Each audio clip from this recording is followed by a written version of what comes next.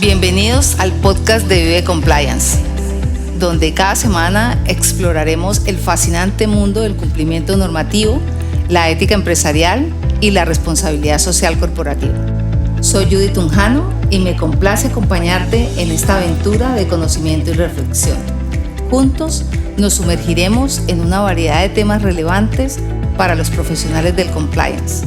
Lo que buscamos es proporcionarte información valiosa y perspectivas que te ayuden a navegar por el complejo mundo del cumplimiento normativo. Prepárate para aprender, inspirarte y ser parte del cambio positivo en el mundo empresarial. Buenas tardes para todos. Bienvenidos a una nueva sesión de nuestro podcast de Vive Compliance. Hoy con una invitada de lujo, como todos nuestros invitados e invitadas, con quien vamos a hablar sobre la importancia de la inteligencia estratégica para la toma de decisiones en el ámbito de la seguridad y específicamente de un país vecino, de un país hermano que es Guatemala. Y esto porque pues en los últimos años Guatemala, al igual que varios países de la región, por no decir todos, pues ha enfrentado una serie de desafíos en materia de seguridad que han puesto a prueba la capacidad de respuesta de sus instituciones, desde la lucha contra el narcotráfico, el crimen organizado transnacional, esfuerzos ingentes por combatir la corrupción, por fortalecer el Estado de Derecho. El país pues se encuentra entonces en un momento en el que ha debido pues tomar decisiones informadas y estratégicas para poder frenar todas estas amenazas que ha tenido. También pues el impacto que ha tenido la contingencia que se vive en El Salvador y que seguramente pues también ha afectado la situación de seguridad de Guatemala. Y por otro lado, la ubicación estratégica geográfica de Guatemala como un puente entre Norteamérica y Suramérica, o como un país de paso mejor, pues es estratégico para el tráfico de drogas y la migración irregular. Y esto pues exige profundas situaciones, profundas dinámicas regionales y globales que afectan la seguridad nacional. Y en ese contexto, pues la inteligencia estratégica pues se vuelve un arma, una herramienta indispensable para todos los países, porque les permite pues anticipar amenazas, les permite identificar oportunidades para poder fortalecer la seguridad y por supuesto que el desarrollo económico del país.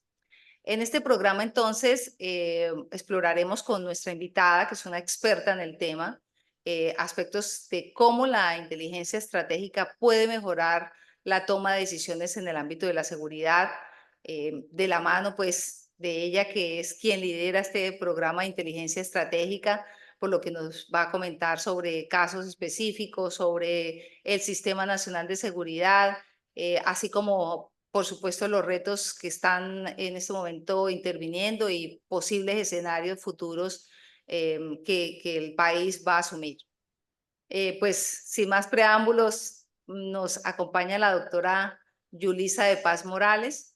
Ella es licenciada en Ciencias de la Comunicación, es máster en Análisis Estratégico de Seguridad Geopolítica, especialista en Seguridad y Derechos Humanos, es la directora de Planeación Institucional de la Secretaría de Inteligencia Estratégica del Estado, es la CIE, me corrige por favor después, y tiene bastante experiencia en el área de inteligencia estratégica, ha realizado múltiples trabajos de investigación en este ámbito, también en tráfico ilícito de migrantes, en violencia de género, en violencia contra la niñez y adolescencia, entre otros estudios y aspectos que la doctora se ha especializado.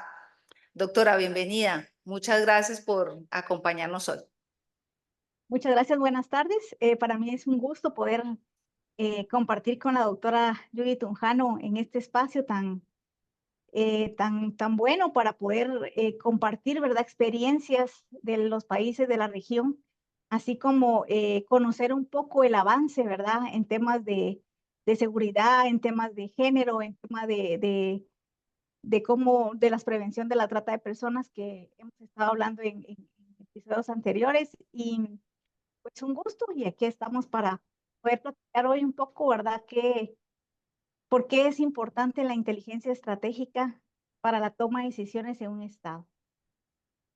Claro, efectivamente, el crimen organizado pues ya no tiene fronteras y se debe abordar de manera conjunta, de manera regional, incluso global, para poder hacerle frente, ¿cierto? Así es. Cuéntenos cómo se organiza Guatemala para velar por la seguridad de sus ciudadanos, que es un tema que preocupa a todos. Guatemala, ¿verdad? Tiene una ley, la Ley Marco del Sistema Nacional de Seguridad. Esta se hizo después de la transición democrática que se dio en todo Centroamérica. Como es de conocimiento, ¿verdad? Cada uno de nuestros países atravesó guerras civiles y lamentablemente Guatemala no fue la excepción, ¿verdad? Tuvimos un conflicto armado interno que duró más de 36 años y que pues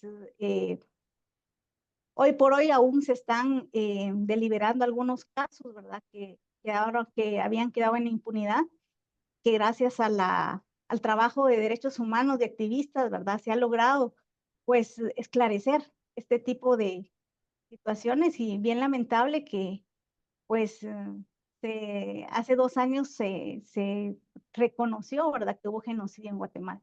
Ujú. Entonces, parte de esto es también un poco de la historia de por qué nuestros países son violentos, ¿verdad?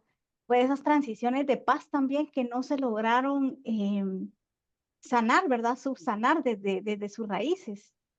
Esas armas que todavía andan circulando en el país, que han generado violencia, ¿verdad? Algo que usted mencionaba también importante, esa criminalidad que ha sido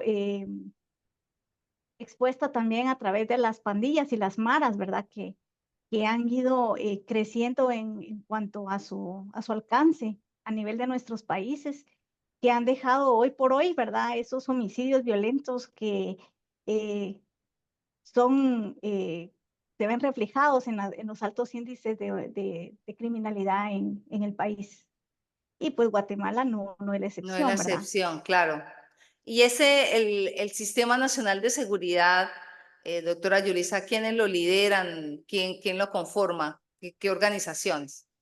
Muy bien, el Sistema Nacional de Seguridad es como el ente colegiado, ¿verdad? A nivel de país, que lo lidera el señor presidente, ¿verdad? Lo lidera el ministro de Gobernación. Acá pues tenemos esta, es la cartera de Gobernación en la que tiene a cargo todo lo que es la inteligencia criminal, la Policía Nacional Civil, ¿verdad? También está el ministro de Defensa Nacional, que es el encargado de ver todo lo de fronteras, ¿verdad? La defensa exterior. También está el ministro de Relaciones Exteriores, ¿verdad? A ellos, pues a todos ellos les llamamos el Consejo Nacional de Seguridad, que son los tomadores de decisión, ¿verdad? Está también nuestro secretario, el secretario de Inteligencia Estratégica del Estado.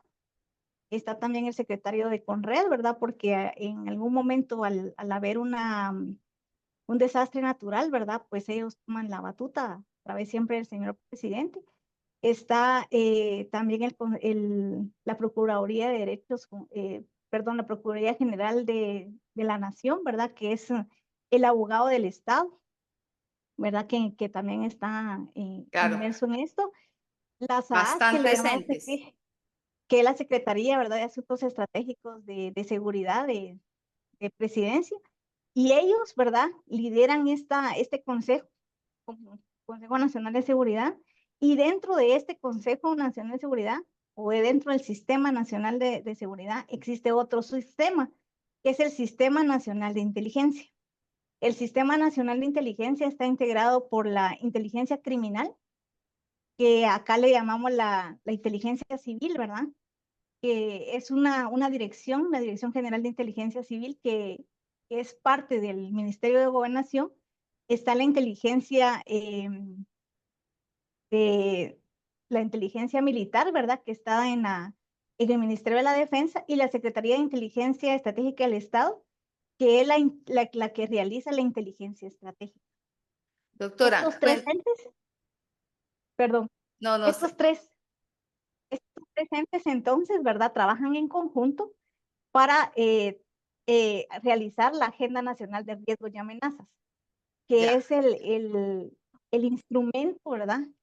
Al que se le da monitoreo anualmente para priorizar cuáles son esos riesgos y esas amenazas que atentan contra la seguridad de la nación. perfecto. Y para quienes no sabemos qué es eso de inteligencia estratégica, ¿a qué hace referencia? ¿Cómo se usa? ¿Para qué sirve? Muy bien. La inteligencia estratégica es una consecución de pasos que nosotros le llamamos el ciclo de inteligencia. La región centroamericana, ¿verdad? Ha trabajado y ha realizado esfuerzos muy grandes para homogeneizar, ¿verdad? El ciclo de inteligencia, y este ciclo de inteligencia pues tiene varios componentes. Está el componente de la planeación y la dirección, ¿verdad? Que es cuando llegan los requerimientos de información, ¿verdad? De algún tema en específico. Un ejemplo puede ser el tema de narcotráfico, ¿verdad? Entonces se quiere, en los tomadores de decisión, en este caso, que para Guatemala es el presidente de la República y el Consejo Nacional de Seguridad, ellos ven un tema específico y lo emanan al Sistema Nacional de Inteligencia para que hagan esos análisis. Mm. Ahí entonces se inicia el ciclo de la inteligencia con la planeación y la dirección, ¿verdad? Que eso es a alto nivel. Luego está la recolección de la información, que es toda esa información útil que nos puede generar datos, que nos puede generar algún modus operandi, ¿verdad? Que de esto pues vamos a hablar más adelante sobre esos retos también, porque ahora con las comunicaciones que tenemos y la desinformación que hay en las redes sociales también, cómo poder también definir qué información es útil y qué información no, ¿verdad? Ese es el segundo paso, digamos, la recolección de la información. Luego tenemos el análisis y el procesamiento de esa información, ya cuando tenemos eh, seleccionada esa información que nos va a servir para determinado informe, pues lo procesamos y lo analizamos. Luego de realizar ese análisis, entonces pasamos a la otra etapa, que es la etapa de producción y difusión, ¿verdad? Y la última, que es ya cuando se entrega el producto, que ahí se evalúa y se retroalimenta si hubiera que hacerlo, ¿verdad? A eso le llamamos nosotros el ciclo de inteligencia, que es muy parecido al método científico, ¿verdad? Claro, claro. Pero que nosotros acá pues es más operativo, es más, se utilizan otras técnicas para poder analizar esa información y darle al tomador de decisión la mejor información, ¿verdad? Ustedes saben que un tomador de decisión pues no tiene mucho tiempo de leer, no tiene mucho tiempo de escuchar a una mesa técnica que le explique cómo va un fenómeno. Entonces, esa es la tarea de la inteligencia estratégica. Hacer un producto tan ejecutivo, ¿verdad? Pero con la información pertinente y esencial y oportuna para que este producto pueda servir para la toma de decisiones, ¿verdad? A alto nivel. Ya ellos con esta información, entonces ya la trasladan al consejo. Ya en el consejo ellos ya, pues ya delimitan tareas para los otros órganos de seguridad, para hacer planes, para operativizar, ¿verdad? Y auxiliarse de los otros entes como el Ministerio Público, ¿verdad? Si es algo de extradición, pues también con el Ministerio de Relaciones Exteriores o con alguna agencia internacional de inteligencia para poder llegar a acuerdos y apoyarse si es fuera de la frontera. Excelente. Me imagino que ese producto, digamos, del informe de inteligencia estratégica, pues tiene múltiples beneficios. Entre ellos, pues me imagino que logran identificar cuáles son las vulnerabilidades específicas del país, de la seguridad del país, así como las amenazas. Y adicionalmente, pues los recursos se pueden utilizar de manera eficaz en las necesidades que involucran o que identifican en ese informe de inteligencia estratégica. Me imagino también que uno de los insumos o la coordinación interinstitucional también pasa por la Intendencia de Verificación Especial que recopila y analiza la información de todos los sujetos obligados en materia de lavado de dinero? Es un auxiliar, es verdad. El Consejo Nacional de Seguridad, pues tiene otras instituciones, ¿verdad? Que son solamente el Ejecutivo. Sin embargo, se auxilia de otras, como lo dice la ley, ¿verdad? Que todos son sujetos de información, ¿verdad? Porque es información nacional, información oficial, ¿verdad? Entonces, ellos también, hay diferentes mesas de trabajo, por ejemplo, hay una mesa de lavado de dinero que trabaja en conjunto, ¿verdad? Con ellos para poder verificar esos informes de situación de cómo van diferentes temas, ¿verdad? No solamente en narcotráfico, también en ciberseguridad, también en el tema de criminalidad propia nacional, ¿verdad? O geopolítica. Entonces, todas estas mesas son las que se encargan de velar, ¿verdad? Por ese seguimiento de información.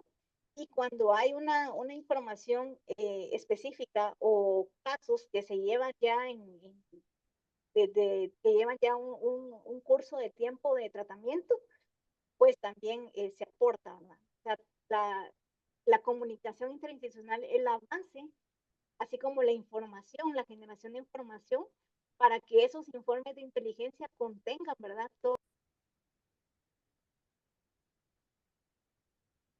Pues el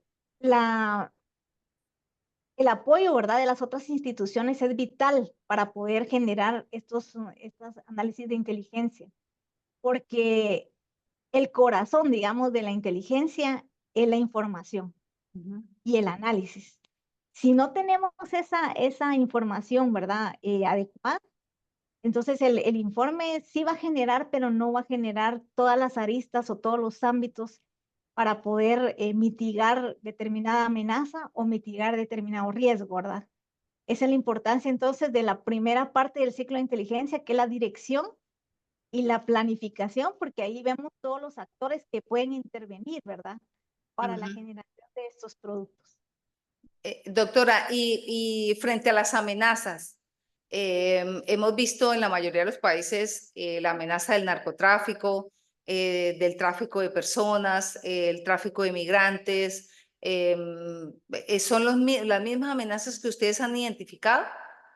Sí, como ustedes saben, Guatemala es un país privilegiado geográficamente, ¿verdad? Tiene eh, todo el país tiene fronteras, ¿verdad? Con Belice, con El Salvador, con México, y somos de paso para Estados Unidos. Entonces, es un lugar muy privilegiado y que también, por la forma de la legislación que tenemos a nivel centroamericano, también nuestras fronteras están abiertas, ¿verdad? Entonces, esa es beneficioso, digamos, para la cooperación entre países. Sin embargo, para el crimen organizado se vuelve también una oportunidad, porque hay como más espacios para donde violentar las leyes, ¿verdad? Claro. Entonces sí, coincidimos, digamos, en las amenazas y los riesgos con la región, con el tema de migración, con el tema de trata de personas, con el tema de narcotráfico, ¿verdad? Con El Salvador y con Honduras, con el tema de maras y pandillas. Entonces, con México también el tema de las plantaciones de coca, de todo el tema, ¿verdad? Del traslado de droga. Entonces, sí son temas conexos, digamos, que no están aislados, no son solamente del país, sino que son heredados por la misma geopolítica, ¿verdad? Claro. De la Bueno, gente. y cuáles son los retos en este momento para Guatemala, o mejor, para la inteligencia estratégica, con miras a lo que está sucediendo, a lo que se viene en el futuro? Bueno, yo creo que uno de los retos es la misma información, ¿verdad? Las comunicaciones. Desde desde varios años ya hemos visto esa transición de información que hay de cómo se hacía la inteligencia hace 20 años y cómo se hace ahora, ¿verdad? Ahora usted tiene información primera mano, hasta los noticieros ya no tienen que investigar mucho, ¿verdad? Porque los mismos usuarios les envían video, les envían en primer momento, ¿verdad? Lo que está ocurriendo. Entonces, para la inteligencia, la misma información se vuelve un reto, porque esa información, ¿verdad? Tiene que ser bien clasificada, bien analizada por el agente de inteligencia para que no haya sesgos, ¿verdad?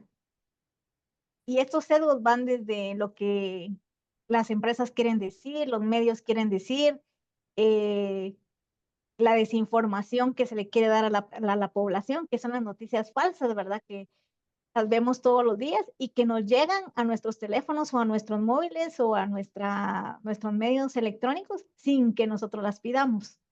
Entonces, esto es importante, ¿verdad? La tarea se vuelve más difícil porque es necesario corroborar esa información. Entonces, hay que triangular, ¿verdad? No solamente están los datos de los medios, están los datos estadísticos también, que sean de fuentes confiables. Está también las fuentes humanas, ¿verdad? Que son esa información a primera mano que también pasa un proceso de evaluación, porque también hay actores, ¿verdad? Que están encargados también de desinformar al Estado o el mismo crimen organizado, ¿verdad? Está incrustado en algunos entes para que no se llegue a buen término la aplicación de la ley o la resolución de las amenazas y los riesgos, ¿verdad? A nivel nacional o internacional. Entonces, ese yo creo que es uno de los retos más grandes, ¿verdad? La misma información, ¿verdad? Y aquí va el segundo reto, que son los recursos, ¿verdad? El generar en los estados, ¿verdad? Y en los tomadores de decisión, la inversión en inteligencia de Estado, la inversión en tecnología, la inversión, ¿verdad? En las capacidades del personal que hace inteligencia. El resguardo, ¿verdad? Que se le pueda tener no solamente a la persona que hace la inteligencia, sino que a los medios donde se guarda esa información, ¿verdad? Que es clasificada eh, como, como confidencial, ¿verdad? O como sensible en algunos Sensible. momentos, ¿verdad? Porque hay casos que, por ejemplo, el caso de narcotráfico, casos de trata de personas que no se solucionan de la noche a la mañana. A veces se llevan años, ¿verdad? Para desarticular una estructura o para poder resolver algún caso, ¿verdad? Entonces, sí es importante ser celosos de esa información, tener los mecanismos importantes para que también dentro de las instituciones exista esa cultura, ¿verdad? De inteligencia, de cuidarnos a nosotros mismos desde nuestras redes, desde nuestras acciones, desde cuidar nuestra propia información para nosotros no ser vulnerables también al crimen organizado, ¿verdad? Y Ujú. el tercer elemento creo yo que es bien importante también, que es un reto y que en algún momento se vuelve un obstáculo, son las consideraciones políticas, ¿verdad?